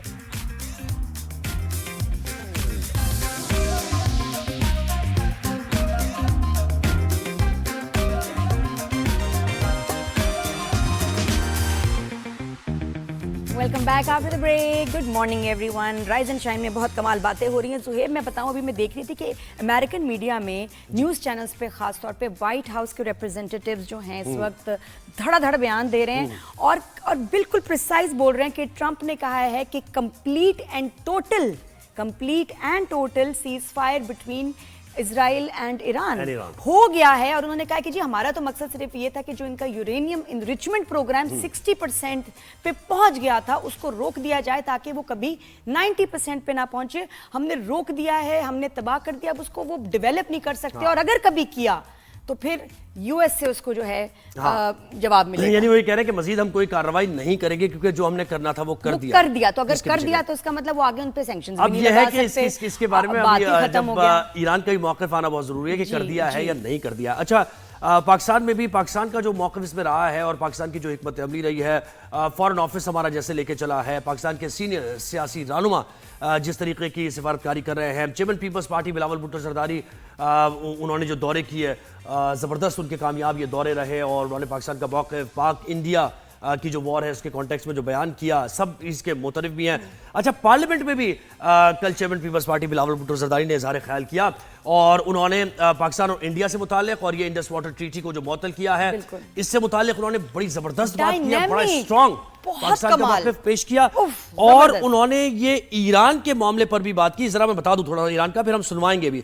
چیئرمین پیپلز پارٹی نے کہا کہ وہ دوسری عالمی جنگ پر لکھی گئی ایک نظم کا انہوں نے حوالہ دیا. انہوں نے کہا کہ پہلے وہ فلسطینیوں کے پیچھے آئے, پھر لبنان کے, پھر یمن کے, اور اب ایران کے. اگر ہم نے آج بھی آواز نہیں اٹھائی تو جب وہ ہمارے پیچھے آئیں گے تو ہمارے لیے بھی کوئی بولنے والا نہیں ہوگا. کیا بات ہے زہیب, میں نے جن جنگوں میں سیکھا ہے نا اس 2 ہی مہینے میں کہ بھئی جو ڈر گیا وہ مر گیا, جو بولڈ ہے, جو ڈٹا ہوا ہے, جو کھڑا ہوا ہے, جیت اسی کی ہے. بالکل ایسا ہی ہے. تو پہلے سنوا دیتے ہیں کہ انڈس واٹر ٹریٹی سے متعلق کیا اسٹرانگ میسج بھارت کو دیا چیئرمین پیپلز پارٹی نے, اور اس کے بعد مسلم لیگ نون کے سینئر رہنما خرم دستگیر صاحب ہمارے ساتھ ہوں گے, جو کہ سابق وزیر دفاع بھی, سابق کامرس منسٹر بھی, اور اس وفد میں بھی بلاول بھٹو زرداری کے حملات ہیں. سنیے بلاول بھٹو زرداری کیا کہا. وہ سنتاس معاہدہ کو ان ابائنس ہولڈ کر رہے ہیں. نہ سب سے پہلے یہ تو غیر قانونی ہے, ان ابائنس تو ہے نہیں. Indus Water Treaty even today is binding on India and Pakistan. مگر صرف یہ دھمکی دینا کہ ہم پاکستان کا پانی روکیں گے, صرف دھمکی دینا, یہ دھمکی ہی یونائٹڈ نیشنز کی چارٹر کی خلاف ورزی ہے. یہ غیر قانونی ہے, یہ بھارت نہیں کر سکتا. इस धमकी पे अमल दरामद करने से, अगर खुदा ना खास्ता भारत ये फैसला करता है कि इसने इस धमकी पे अमल दरामद करना है, तो हमने अभी इनको जंग में हरवाए हैं, हमें एक और जंग लड़ना पड़ेगा। और उस जंग के नतीजे में फिर जो 3 दरिया आज भारत के पास है और 3 दरिया पाकिस्तान के पास है, अगर वो हमारे 3 दरिया पे डैम बनाने की कोशिश करते हैं तो हमें फिर जंग लड़ना पड़ेगा। जनाब स्पीकर, वजीर आजम ने पहले से कह दिया है, नेशनल सिक्योरिटी कमेटी ने पहले से कह दिया है कि अगर इन पे अमल दरामद होता है तो हमें जंग लड़ना पड़ेगा। तो हम इंशाअल्लाह ताला एक तो जंग नहीं लड़ना पड़ेंगे, लेकिन अगर वो मजबूर होते हैं और उनको जी, तो ये आपने मुलाहिजा किया और इससे मुतालिक उन्होंने बड़ी मजीद भी आगे बात की है, लेकिन ये कि सीनियर रहनुमा मुस्लिम लीग नून के हमारे साथ हैं। खुर्रम साहब, आपको वेलकम करते हैं राइज एंड शाइन पर। जी गुड मॉर्निंग। बहुत शुक्रिया। पाकिस्तान का गया, आप बिलावल भुट्टो के साथ भी थे और इतने ममालिक का दौरा हुआ, बातें हुई वहाँ बड़ी आई एम श्योर इंटेंस गुफ्तगू हुई होगी, डिस्कशंस इंपॉर्टेंट हुई होगी। हमने बिल्कुल, और ये बिल्कुल जंग के फौरन बाद, ताकि हम दुनिया को अपना नैरेटिव बताएं। क्या अचीव किया पाकिस्तान ने इस डेलीगेशन के इन दौरों से? जी, पाकिस्तान ने अचीव ये किया कि हमने हिंदुस्तान को बतौर एक गैर जिम्मेदार, अंग्रेजी का लफ्ज है रेकलेस रियासत के, उसको दुनिया के सामने साबित किया। उन्होंने पाकिस्तान में वो दहशतगर्दी करवा रहे हैं बलूचिस्तान में और खैबर पख्तूनख्वा में, उसके अलावा जो आई थिंक दुनिया ज्यादा सुनने को तैयार थी पाकिस्तान का मौक़िफ़, इसलिए कि कनाडा और अमेरिका में तो अब उनके ऊपर केसेस चल रहे हैं कि उन्होंने असैसिनेशन यानी किराए के कातिलों को इस्तेमाल करके कत्ल करवाए, जो कि पाकिस्तान में भी वो क्लेम करते हैं। तो वहाँ भी वो चीज़ भी हमने उनके सामने रखी। दूसरा इसी रेकलेस बिहेवियर का जो हिस्सा है वो ये है कि हिंदुस्तान ने 10 मई को जो आखिरी दिन था जंग का, उसमें ब्रह्मोस मिसाइल इस्तेमाल किए, जो कि न्यूक्लियर जंग में भी इस्तेमाल होते हैं। पाकिस्तान ने बहुत उसकी सोच समझ कर इसका जवाब दिया और इस पूरे ट्रिप में हमें पाकिस्तान की तारीफ जो है वो यूनिवर्सल थी 2 चीज़ों पे। उन्होंने कहा जी पाकिस्तान की विजडम और पाकिस्तान की ट्रांसपेरेंसी, यानी एक तो हमने हिंदुस्तान का जवाब उस तरह नहीं दिया, बहुत सोच समझ कर जवाब दिया जिससे जंग खत्म करने में आसानी हुई, और दूसरा ये कि पाकिस्तान ने इस पूरे दौर में जो ये मार्का हक के दिन थे उसमें जिस तरह इंफॉर्मेशन जो है दुनिया को दी, इन दोनों चीज़ों को बहुत सराहा भी गया और इसको एक्नॉलेज किया गया। दूसरी जो चीज़ हमने अचीव की है वो इंडस वाटर्स ट्रीटी के हवाले से है, लेकिन अभी उस पर बहुत काम भी होना है। लेकिन यूनाइटेड नेशंस में खास तौर पे और यूरोपियन यूनियन में, यानी दोनों जो आप कह सकते हैं कि कसीर उल अक़वामी यानी मल्टी नेशनल जो ऑर्गेनाइजेशंस हैं, उनमें बहुत ज्यादा तशवीश थी, उन्होंने शेयर किया, क्योंकि सिर्फ पाकिस्तान और हिंदुस्तान नहीं है जिनके दरमियान पानी की ट्रीटी है, बहुत सारे ममालिक की आपस में इस तरह के मुआहदे हैं और वो सब इस सिंतास मुआहदे को बहुत गौर से देख रहे हैं कि अगर ये 65 साल मुआहदा टूटता है तो पूरी दुनिया में एक हैजान फैलेगा पानी के हवाले से। लिहाजा वहां भी एक बहुत अल्हम्दुलिल्लाह पाकिस्तान के लिए मुस्बत सोच थी, और पाकिस्तान अब हमारा चैलेंज ये है कि हमने इस मुस्बत सोच को और जो पाकिस्तान का एक मौक़िफ़ हमने बहुत जारहाना तरीके से उनके सामने रखा है, उसको आने वाले दिनों में मजीद सफारतकारी के जरिए हिंदुस्तान को इस पर हमें लेकर आना है कि वो इंडस वाटर्स ट्रीटी पर दोबारा आए। वरना हमने वादे कहा, जिस तरह नेशनल सिक्योरिटी कमेटी ने भी अपने इलामिये में कहा था, कल बिलावल साहब ने भी कौमी असेंबली में कहा कि अगर हिंदुस्तान पानी रोकता है तो पाकिस्तान इसको इक़दाम जंग तस्वुर करे। जी अच्छा, एक और चीज़, ये जो ईरान के मामले पर, इसराइल के मामले पर कल नेशनल सिक्योरिटी कमेटी में भी उनका भी एलामिया आया, तो इस पाकिस्तान का मौक़िफ़ इस पर ज़रा वज़ाहत से बता दीजिए कि क्या है। अब सीज़ फायर हो गया, डोनाल्ड ट्रंप इसको क्लेम कर रहे हैं कि करवा दिया है, लेकिन अभी कंफर्मेशन ईरान की तरफ से वैसे नहीं आई है। जी, पाकिस्तान ने शहबाज शरीफ साहब की जो हुकूमत है और वज़ीर ख़ारजा इसाक़ डार और उसमें फील्ड मार्शल भी शामिल हैं, بہت ہی سوچ سمجھ کر اور بغیر مجھے میرے لیے تو اطمینان کی بات ہے، اللہ تعالیٰ کا شکر ہے کہ جذباتیت کے بغیر انہوں نے جہاں ضرورت تھی وہاں کھل کر ایران کا ساتھ دیا. فارن منسٹر نے بھی استنبول میں اور فیلڈ مارشل نے واشنگٹن میں اور پاکستان کی وزارت خارجہ نے کھل کر امریکہ کا نام لے کر کہا کہ آپ نے یہ کام غلط کیا. وہ میسجنگ بھی بالکل ٹھیک کی، جہاں خاموش رہنے کی ضرورت تھی وہاں خاموش بھی رہے. جو ایران کے ساتھ آپ کو معلوم ہے کہ وزیر اعظم کی بھی ان کے ایرانی صدر سے گفتگو ہوئی اور گفتگو بہت ساری ہو رہی تھی، لیکن یہ کہ کی میسیجز پاکستان نے ڈیلیور کیے ایران کو بھی، امریکہ کو بھی، دوسرے ممالک کو بھی. تو یہ اس لحاظ سے پاکستان نے بڑی دانش سے اس سارے معاملے کو جو ہے وہ اس میں حصہ لیا ہے. اور جو اہم بات تھی میرے لیے ذاتی طور پہ وہ یہ کہ پاکستان کی جو حکومت ہے اس کا پہلا فرض پاکستان کی سرزمین کا دفاع ہے اور پاکستان کی سرزمین پر رہنے والے 24 کروڑ پاکستانیوں کا دفاع ہے.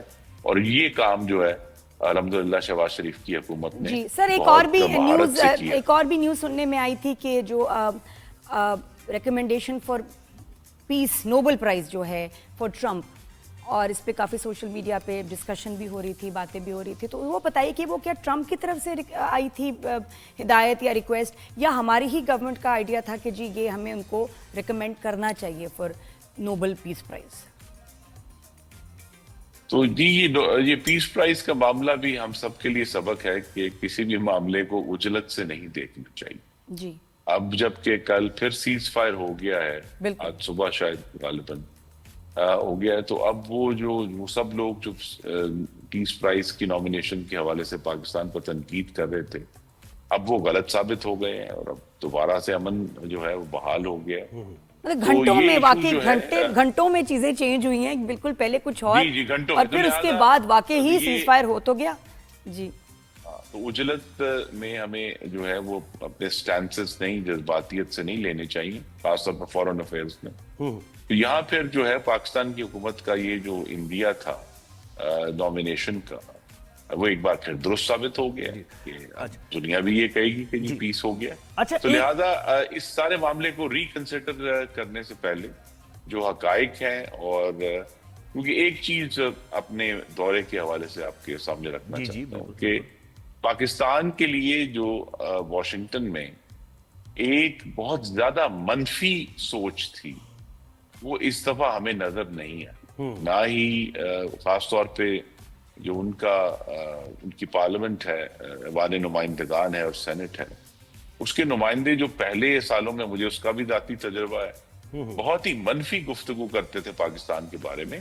اس دفعہ سوچ مثبت تھی اور انہوں نے کھلے دل کے ساتھ ہمیں سنا، اور وہ جو افغانستان کے حوالے سے ایک تناؤ تھا وہ اب ختم ہوتا ہوا نظر آیا. اور ڈونلڈ ٹرمپ کے بھی ظاہر بیانات اس میں سامنے ہی ہیں. اچھا، چیئرمین پیپلز پارٹی نے جو پارلیمنٹ میں تقریر کی، انہوں نے ہسٹوریکل بیک گراؤنڈ رکھا اور انہوں نے کہا کہ فلسطین کو جس طریقے سے اس پر حملہ آور ہوئے، پھر لبنان، پھر یمن، تو انہوں نے کہا کہ ہمیں، یعنی وہ یہ میسج دے رہے تھے اسلامی دنیا کو بھی کہ ہمیں بھی اپنے اس بلاک کو تھوڑا مضبوط کرنے کی ضرورت ہے اور میوچول کوپریشن مزید بڑھانے کی ضرورت ہے. یہی نشاندہی تھی، آپ اس کو تھوڑا ایلیبریٹ کریں.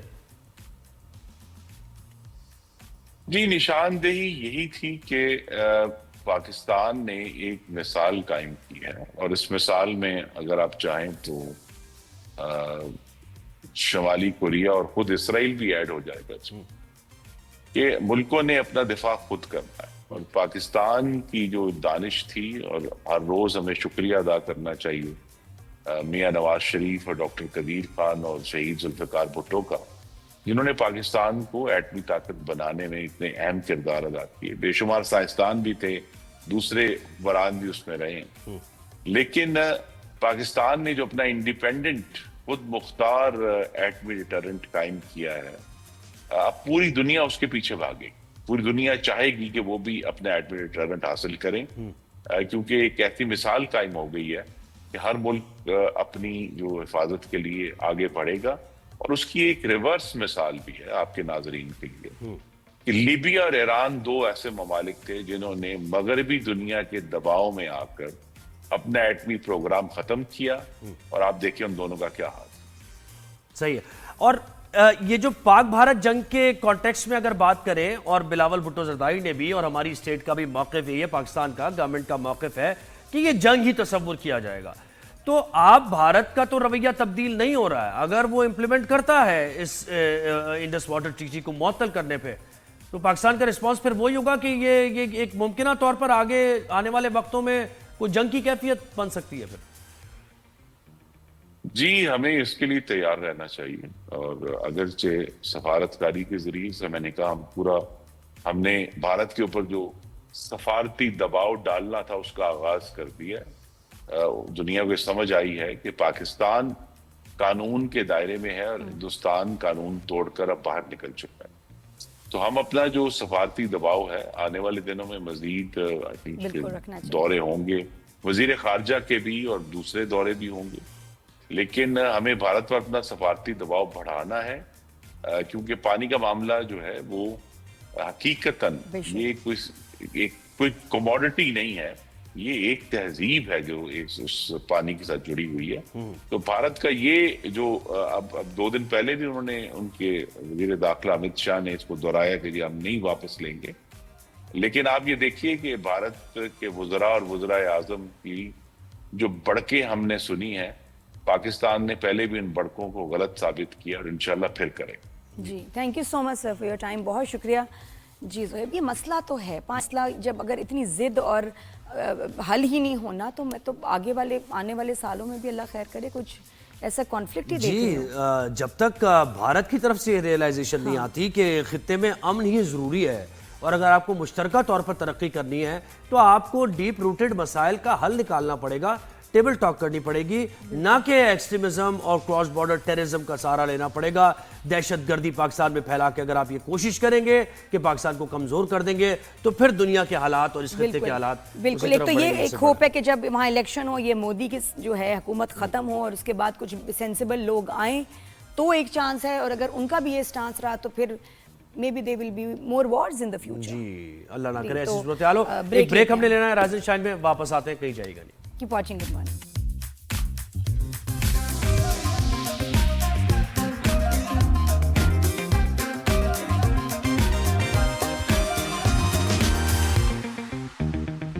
Welcome back after the break. Good morning everyone. जब भी बजट आता है तो उसमें एक जो बड़ा इंपॉर्टेंट पॉइंट होता है जिसके लिए सब फिक्रमंद होते हैं, वो डिस्कशन भी होती है कि गाड़ियां महंगी होंगी, सस्ती होंगी, इंपोर्ट्स पे कितना टैक्स लगेगा, कौन सी नई गाड़ियां आ रही हैं, कौन से नए ब्रांड्स आ रहे हैं, और क्या इकोनॉमिकल होंगे वो ब्रांड्स, कितना टैक्स लग रहा है। क्योंकि देखे ना, जो गाड़ी यहाँ पर हैं ब्रांड्स, उन पे जितने की गाड़ी बन रही है उतना ही टैक्स लगता है। तो वो गाड़ी 50 लाख की 1 करोड़ की हो जाती है। तो बाइंग सेलिंग एक बहुत बड़ी हमारी इंडस्ट्री है, और इंपोर्ट्स भी उसमें जो एक बहुत बड़ा उसमें एक पार्ट प्ले करता है। अच्छा, पहले खबरें आ रही थी कि जी सस्ती हो रही हैं गाड़ियां सस्ती हो रही हैं, जिन्होंने इतनी महंगी गाड़ियां ले ली उनको नुकसान होने वाला है, और उसके बाद बजट आया और क्या असल पिक्चर है ये सुनील मन जी बताएंगे। मुझे जब भी कोई मसला होता है ना, सुनील भाई को फोन करती हैं, कौन सी गाड़ी, नहीं बेकार है नातिया, बेकार है इसका पता है, नहीं वो सही नहीं है। तो बड़ा बहुत लोगों को गाइड करते हैं, तो सुनील भाई से पूछते हैं कि असल कहानी क्या है। अस्सलाम वालेकुम, गुड मॉर्निंग। जी वालेकुम सलाम, क्या हाल है आपके? ठीक ठाक हैं? बिल्कुल ठीक। सुनील भाई बताएं असल खबर क्या है, गाड़ियां सस्ती होने जा रही हैं, बुक करा लें या महंगी हो जाएंगी, कितना टैक्स है? लूट सेल जैसे लग जाएगी। अच्छा नहीं, ये वैसे आपस की बात है। आप हर साल अगर आपको याद हो, आप रिमाइंड करें तो हर साल बजट से पहले ये न्यूज आती है कि गाड़ियां सस्ती हो जाएंगी और जिन्होंने ली हुई हैं बेचारे फारिग हो जाएंगे। और मैं हमेशा बताता हूँ कि I have never seen car prices going down. तो सिमिलरली इस साल भी ऐसा ही है, जैसे भी आप शुरू में बता रहे थे कि 50% ज्यादा टैक्सेस हैं और इस दफा मजीद टैक्सेस बढ़ा दिए गए हैं, तो गाड़ियां सस्ती नहीं महंगी होंगी।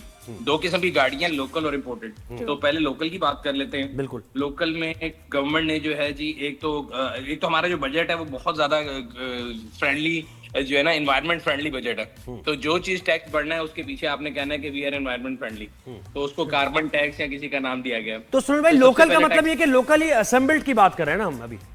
हाँ जी, लोकली असेंबल्ड की बात कर रहा हूँ। तो सबसे पहला टैक्स जो लगा जी वो कार्बन लेवी के नाम से लगा है, वो है जी 1300 सीसी तक 1%, उससे ऊपर 1800 तक 2%, और उससे ऊपर جو ہے وہ 3% ہے. تو آپ کوئی بھی گاڑی گیزولین انجن کی لیں گے جس کو آئس انجن بولتے ہیں اس پہ یہ 1, 2 اور 3% لگے گا.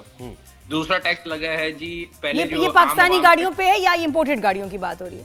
یہ دونوں پہ ہے, یہ جو کاربن لیوی ہے یہ دونوں پہ ہے. دوسرا ٹیکس پاکستان میں جو غریب لوگ عام عوام جو گاڑی چلاتے ہیں جس کو ہم کہتے ہیں 660 cc گاڑی اپ ٹو 850 cc جو گاڑی ہے اس کے اوپر جی ایس ٹی جو ہے وہ 12.5% تھا, اس کو بڑھا کے 18 کر دیا گیا, which is huge increase in their price. تو اگر آپ اندازہ لگا لیں ایک سوزوکی کی اگر آلٹو آپ لیتے ہیں تو اس کی پرائز لگ بھگ تقریباً 2.25 لاکھ اوپر چلی جائے گی.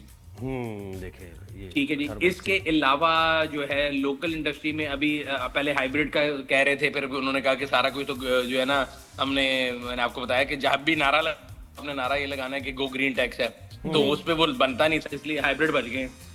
گو گرین پہ تو ٹیکس ختم کر دینا چاہیے, then only will go green. کیسے جائیں گے ورنہ گو گرین؟ ہاں جی, وہ بیسیکلی انہوں نے دیکھا کہ وہ نعرہ غلط ہو جائے گا تو بجٹ کی تقریر میں ضرور آیا تھا, لیکن ہائیبریڈ بچ گئی ہیں. اور ایک ٹیکس ہے جو کہ ہر بندے پہ ڈائریکٹلی انڈائریکٹلی لگ گیا, جو کہ کاربن لیوی کے نام سے 2.5 روپے ابھی پر لیٹر آپ دیں گے پہلی تاریخ سے, اور اس کے بعد وہ 5 روپے پر لیٹر ہو جائے گا ٹیکس. تو ہر موٹر سائیکل والا, ہر بڑی گاڑی والا سب وہ ٹیکس ضرور دیں گے. بالکل. پھر پیٹرولیم لیوی بھی دینی ہے. اچھا سنیل بھائی, یہ بھی تو ہے نا کہ پیٹرولیم لیوی بھی ہم نے دینی ہے, اور بتایا جا رہا ہے کہ 30-35 روپے فی لیٹر بڑھنے جا رہا ہے پیٹرول. تو یہ تو 100 روپے پہ ہو جائے گا, وہ بھی 60 پہ وہ 100 پہ ہو جائے گا. وہ ایسا ہو جائے گا تو پھر ظاہر ہے وہ پھر کاسٹ آف پروڈکشن بھی اسی حساب سے بڑھے گی. تو اس کا مطلب یہ ہے کہ تو دہی کی نہریں بہانی ہیں, کچھ تو چاہیے نا, لیکوڈ بھی چاہیے صاحب. ہاں جی. سنیل بھائی, واٹ اباؤٹ الیکٹرک کارز کے ان کے اوپر وہ کامن ہو رہی ہیں, سکسیسفل ہیں, دیکھ تو ہم رہے ہیں سڑکوں پہ کچھ چند, تو اس سے کچھ چینج آنے والا آپ کو لگتا ہے؟ نہیں, الیکٹرک کار کا ایسا ہے کہ پوری دنیا میں تو فیٹ بہت ہے, ہمارے یہاں بھی بہت زیادہ تھا, الیکٹرک کے بارے میں بات ہو رہی تھی, اور 2021 میں پالیسی آئی, پھر اس کے بعد بھی ڈسکشن دیکھا. پریکٹیکلی اگر ہم دیکھیں تو پریکٹیکل چیزیں اور ہیں, نعرے اور ہیں. تو ابھی تک جو الیکٹرک کار ہے وہ جس میں آپ کہہ رہی ہیں نا وہ چند اشرفیہ یا ایک لیڈ کے ہاتھ میں ہے, بیکاز وہ بہت مہنگی گاڑی ہے. عام عوام کی نہ تو وہ پہنچ میں ہے, نہ ہی وہ بھی نیٹ ورک افیکٹ بن چکا ہے. تو اگر آپ دیکھیں تو چارجنگ اسٹیشن جو ہیں لاہور, کراچی, اسلام آباد, 3 بڑے شہروں کو اگر آپ ٹوٹل کر لیں نا جو پبلک چارجنگ اسٹیشن لگے ہیں, وہ آپ اپنے دونوں ہاتھوں کی انگلیوں پہ گن سکتے ہیں, اس سے بھی کم ہے. تو یہ ایک ایکچوئل پکچر یہ ہے. کہنے کو کہا جاتا ہے بہت ہے, ابھی بھی ایک NEV پالیسی آئی جس میں کہا گیا جی موٹر وے کے اوپر ہر 105 کلومیٹر پہ لگائیں گے. مجھے تو 10 سال ہو گئے سنتے ایک چارجر اور نہیں لگا.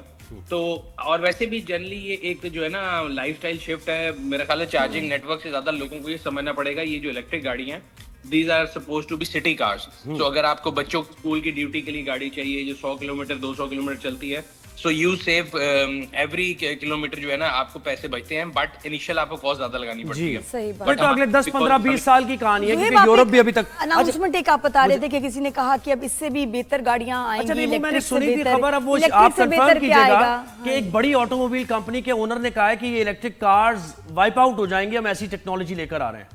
اب یہ شاید میں نے ایک سنی جی وہ کیا ہے. اچھا وہ دیکھیں دنیا میں ڈفرنٹ اس میں کام کر رہے ہیں, اور میرا خیال ہے وہ آپ نے میری پوڈ کاسٹ سنی ہوگی ٹویوٹا کے CEO کے ساتھ, تو میں نے ان سے پوچھا تھا کہ ٹویوٹا اتنی الیکٹرک کیوں نہیں آیا, تو انہوں نے بتایا تھا کہ یہ گاڑیاں جو ہیں these are need of transportation, and Toyota is a transportation company آپ سمجھ لیں, تو اس میں ہر قسم کی ٹیکنالوجی پہ کام کریں. تو جاپان دیکھیں دنیا میں جب بھی کوئی چیز آ رہی ہوتی ہے ہر بندہ اپنی ریسرچ بھی کر رہا ہوتا ہے. تو جاپان ہائیڈروجن پہ کام کر رہا ہے, تو آئی ایم ناٹ شیور کہ یہاں پہ وہ آئے گی کہ نہیں آئے گی. ہم بات کرتے ہیں بجٹ میں گاڑیوں کی, اور اس کے بعد جو ایک اور نیوز تھی امپورٹڈ گاڑیوں سے, آپ نے سنا ہوگا کہ جی بہت اس کی بھی نہریں بہنے لگی ہیں, اور اس کے بارے میں بڑی بات تھی کہ جی IMF نے کہہ دیا ہے کہ آپ جو ہے ڈیوٹیز کم کریں, بیریئر ڈیکریز کریں. وہ ایک نیوز تھی جو لوکل انڈسٹری کے لیے تھوڑی پریشان کن تھی کہ اگر آپ بیریئر ڈیکریز کرتے ہیں اور بہت زیادہ ڈیوٹیز کم کر دیتے ہیں تو لوکل انڈسٹری جو ہے وہ کیسے کمپیٹ کرے گی. تو IMF نے اگین جو کہا ہے, آگے پیچھے ہم ہمیشہ دیکھتے ہیں تو IMF کا نام ہمیں نیگیٹیوٹی میں نظر آتا ہے کہ جی ہم پہ بجلی کے بل کا بوجھ بڑھ گیا, ٹیکس کا بڑھ گیا, تو IMF کے کہنے میں پڑ گیا. تو ایک واحد ٹیکس تھا جس کے بارے میں بھی بڑا پریشان تھا کہ ایک دم یہ راتوں رات IMF ہمارا فیوریٹ کیسے ہو گیا. سو خیر میں نے اس کے بارے میں تھوڑی ریسرچ کی, تو ان کا پوائنٹ یہ ہے کہ جی جب سے آپ دیکھیں تو ڈونلڈ ٹرمپ کی نئی رجیم آئی ہے, تو انہوں نے کہا کہ جی بیریئرز جو ہیں وہ کم کریں, اور جو امریکہ کے ساتھ بیریئر رکھے گا ہم اس کے ساتھ ٹریڈ بیریئر ٹیرفس وغیرہ کی بات ہوئی. بالکل جی. تو وہ کیا کہہ رہے ہیں, وہ کہہ یہ رہے ہیں کہ آپ نے اپنی آٹو انڈسٹری کو جو ہے نا پروٹیکشن دی ہوئی ہے, ریگولیٹری ڈیوٹی لگائی ہوئی ہے والی گاڑیوں پہ, تو وہ کم کریں. تو اس پہ ایگری یہ کی تھی گورنمنٹ کے ہم جو ہے 40% ڈیکریز کر دیں گے ریگولیٹری ڈیوٹی پہ. اب امپورٹ ہوتی ہے اس میں 3 قسم کی ڈیوٹی لگتی ہیں, custom duty CD, additional custom duty ACD, اور ریگولیٹری ڈیوٹی RD. तो आरडी जो है वो उन्होंने कहा कि 40% कम वो करेंगे। तो खैर सुनील भाई वो भी फिर भी एलीट का ही मसला है ना, वो तो आम आदमी की तो बात नहीं ना। वो सर पॉलिसी एलीट के लिए बनती है, एलीट के लिए। अच्छा मुझे बताएं कार फाइनेंसिंग का क्या आप देख रहे हैं, क्योंकि अभी इंटरेस्ट रेट कम तो हुआ है लेकिन उस स्टेज पे तो नहीं आया कि लोग अफोर्ड करें, कैश भी नहीं अफोर्ड कर सकते, फाइनेंस ही कराते हैं, वो तो हो रही है ज्यादा गाड़ियां बिकने का इशू। फाइनेंसिंग ये कि 2 साल पहले आपको याद होगा स्टेट बैंक ने एक वो लिमिटेशन लगा दी थी कि आप 30 लाख से ऊपर फाइनेंसिंग नहीं ले सकते। ठीक है। अब इशू ये है कि बहुत सी गाड़ियां आती 30 लाख से ऊपर है। हाँ जी, वो 30 लाख वो देंगे तो आपको गाड़ी कोई नहीं मिलती, तो इस वजह से फाइनेंसिंग के फिगर्स बहुत लो हैं और यूज कार में फाइनेंसिंग हो रही है बिकॉज नई वाली जो है वो लोगों की रीच से बाहर हो गई थी।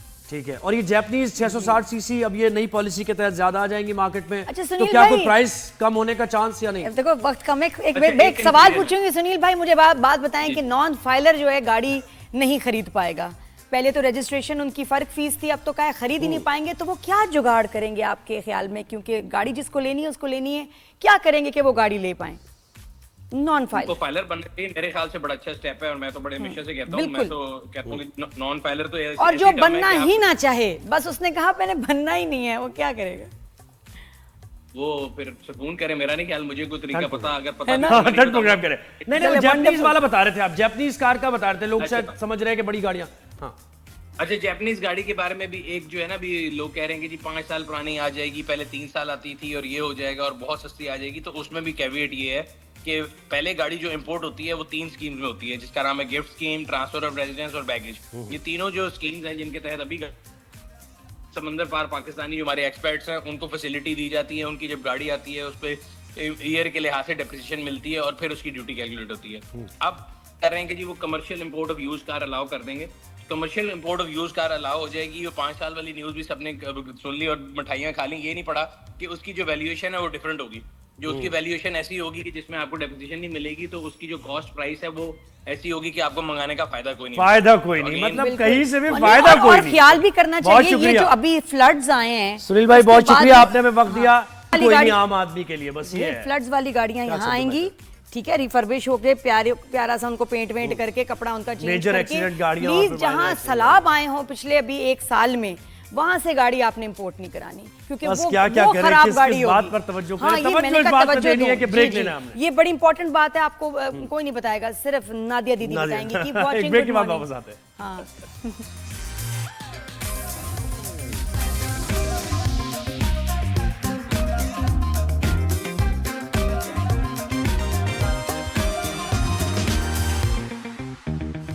जी, welcome back after the break. Good morning everyone. थोड़ी सी मौसम की बात हो जाए और कराची और लाहौर हमें जानना है कि वहाँ का मौसम कैसा है। पहले कराची में पूछते हैं मोना से, जो कि समंदर पे इस वक्त मौजूद हैं, वहाँ खड़ी हैं।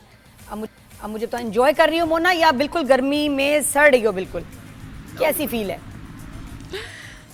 जी सबसे पहले तो ये बताइए नादिया और ज़ोहेब, आप दोनों के क्या हाल हैं? ठीक हैं, खैरियत से हैं? मैं यहाँ खैरियत से हूँ, आपकी खैरियत नेक आप बताएं, बाहर आप हैं। बखिदमत जनाब अर्ज है कि मुझे I am suffering from fever, खैरियत मतलूब चाहते हैं। अच्छा, इन शॉर्ट ये अगर हम कम टू द पॉइंट, मौसम की जहाँ बात हो रही है, तो सुबह से ही शहर कायद का जो मौसम है वो जुज़वी तौर पर अबर आलूद है। हवाएं भी चल रही हैं, 16 से 20 किलोमीटर अंदर ही हवाएं बहाल हैं, लेकिन जो गर्मी है वो ज़रूर है, क्योंकि हवा में नमी ज़्यादा होने के बायस जो हमारे कराची का जो मौसम है वो ह्यूमिड वेदर होता है, यानी कि मरतूब होता है, जिसकी वजह से जो है गर्मी हमें ज़्यादा फील होती है। अभी मैं सी व्यू पर हूँ, समंदर है, लेकिन उसके बावजूद यहाँ पर इतनी हीट लग रही है ना कि आप तो जाहिर स्टूडियो में बैठे हैं, आपको लग रहा होगा मैं बहुत ही प्लेजेंट जगह पर बैठी लग ऐसा रहा है, वैसे वाकई आपसे गर्मी लग रही है। गर्मी लग रही है। मुझे बताएं कि ये जो हाई टाइड्स का यानी इस दौरान एहतियाती तदाबीर, क्या लोग बड़ी तादाद में जाते हैं, सी व्यू का रुख करते हैं ना, बादल आए हुए हैं और वो बूंदाबांदी भी चल रही है, 2 दिन से बूंदाबांदी भी चल रही है। हादसा भी हुआ कुछ? जी बिल्कुल जी, महकमे मौसमियात ने जैसा कि पहले से भी पेशगोई कर रखी है कि सुबह और रात के औकात में शहर के मुख्तलिफ इलाकों में बूंदाबांदी या जो फुहार कहते हैं वो कहीं कहीं कुछ इलाकों में जो है हो रही है, और जबकि जो है 25 से लेकर के 28 के दरमियान शहर कायद में तेज़ हवाओं के साथ और गरज चमक के साथ बारिश का भी जनाब इम्कान है, क्योंकि मानसून का जो स्पेल है वो पूरे मुल्क में जो है 25 जून से वो स्टार्ट हो जाएगा। जो मगरबी हवाएं वो 25 25 जून से हमारे मुल्क में दाखिल होंगी। अगर हम बात करें जिस तरह जोहेब आपने कहा कि हाई टाइड्स की वजह से इस वक्त जब हम सी व्यू पर आए हैं तो यहाँ बे इंतहा रश हमें दिखाई दे रहा है। फैमिलीज आई हुई हैं और मन चले लड़के भी आए हुए हैं और जो है हॉर्स राइडिंग कर रहा है, कोई जो है कैमल राइड्स ले रहा है। लेकिन स्विमिंग खतरनाक है ना इस टाइम। नहीं समझा, कोई मोना कोई हादसा भी हुआ है? कोई हादसा भी हुआ है? स्विमिंग इस टाइम कितनी खतरनाक है, कोई लाइफ गार्ड्स नहीं है। बिल्कुल जी मैं इस वक्त उसी चीज़ पर आ रही हूँ। जिस वक्त हम यहाँ पहुँचे तो हमने देखा कि साहिल पर जो है काफ़ी रश दिखाई दिया और यहाँ पे जो लाइफ गार्ड थे वो भी यानी कि पानी के अंदर गए थे। लाइफ गार्ड हैं। तो कुछ देर के बाद पता चला कि वहाँ पर वहाँ पर एक लाश मिली है और वो नौजवान लड़के की है और बताया जा रहा है कि वो लड़का जो वो स्विमिंग करते हुए जो है स्विमिंग करते हुए, यही एहतियात करनी चाहिए। आप एंजॉय जरूर करें, हमारे साथ रहिए। मोना, सबना कमाल की जाने बढ़ते हैं। तो बड़ी इंपॉर्टेंट बात है। समना, लाहौर का मौसम कैसा है मुझे बताएं, महकमा मौसमियात क्या बता रहा है?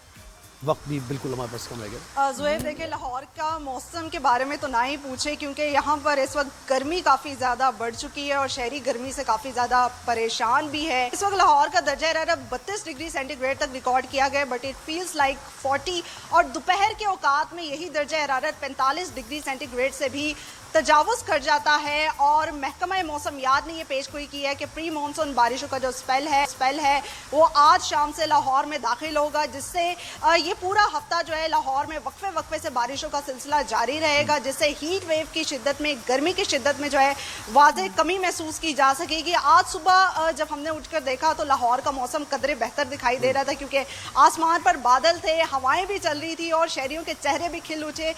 लेकिन बाद में हमने देखा कि तपती धूप ने जो है शहरियों को एक बार फिर से परेशान कर लिया और दर्जा हरारत जो है वो बढ़ने लगे। और इस गर्मी की सूरत हाल में माहिरीन भी शहरियों को हिदायत कर रहे हैं कि वो एहतियात करें और बिला ज़रूरत घरों से बाहर ना निकले, क्योंकि जून का महीना है और जून के महीने में जो है लाहौर में गर्मी काफी ज्यादा हो जाती है, बल्कि कराची प्रेजेंट हो जाता है पंजाब। तो ये लाहौर और कराची का मौसम हुआ। बहुत शुक्रिया मोना सिद्दीकी, बहुत कमाल। बट मोना, आपसे हम बात करेंगे, आप थोड़ी सी प्लीज इंफॉर्मेशन लीजिएगा। ये किस बच्चे की बॉडी मिली है, वो कब से मिसिंग था, कब गया?